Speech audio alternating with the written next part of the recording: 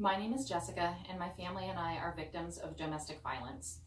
We were relocated out of California 3 years ago by the Victim Witness Program, and in our new home state sought new protection orders when the protection orders from California were due to expire. My ex-husband found every way around the protection orders that he could in order to harass us, scare us, and terrorize us. So a few months later, I asked the same court to modify their protection order to prohibit him from posting my picture, my name, my contact information, and all the those same details about my husband, and to prohibit him from claiming that our daughter had been kidnapped or was missing.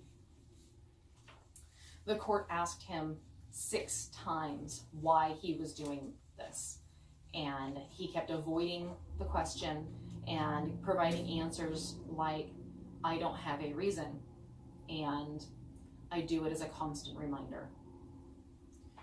I'm going to read now from the transcript. This section was the judge's ruling.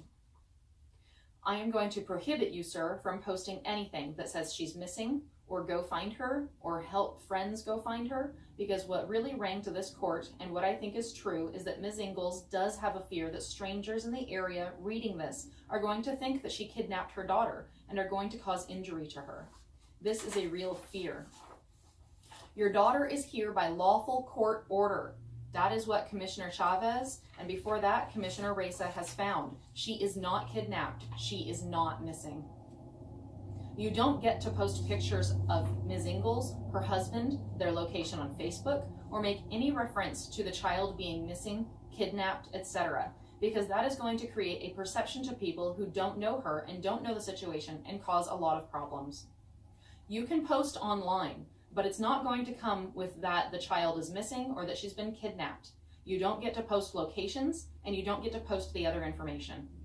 I do think it will incite danger, and I think Ms. Ingalls has a real fear.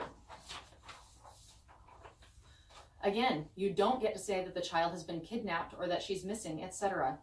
The other stuff that's going on with this is really concerning to the court. You can post, but your post may not be in connection with that the child has been kidnapped or missing or her location. People don't need to know the location of your daughter. The last thing you want to have happen to your daughter is some stranger fixating on her.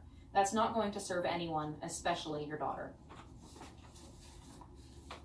Now I'm going to read just a couple of sentences from the court's written order. Mr. Murr shall not post any pictures of petitioner or her husband, or repost or disseminate, or use any language that the child is missing, has been kidnapped, etc. No posts regarding child and mom living in this area. All such information or language must be immediately removed by the respondent.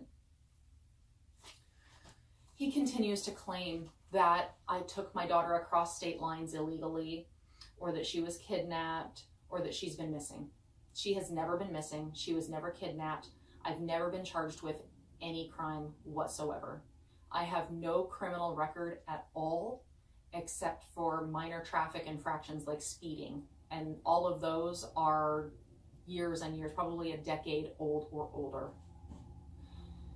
The important thing to keep in mind when watching our videos and hearing our story is that laws were broken, not only by our abuser, my ex-husband, but also by the Superior Court of California in Siskiyou County and by the Siskiyou County Sheriff's Department and other agencies who were charged with enforcing the laws, including the ones that should have protected me and my daughter. She has been taken from her home and her school and everything that was familiar and loved. He has prohibited her from having any contact whatsoever with me or anyone or anything else that she was familiar with. This is extremely dangerous for her. Her mental health was already rather fragile. She suffered from PTSD because of his abuse. I am asking you to share and reshare this video and the others published on my YouTube channel in the hopes that someone at the state of California will be able to intervene and enforce the laws that were ignored and broken when my 8-year-old daughter was taken and given to a monster. Please watch our other videos and continue to spread the message. Thank you.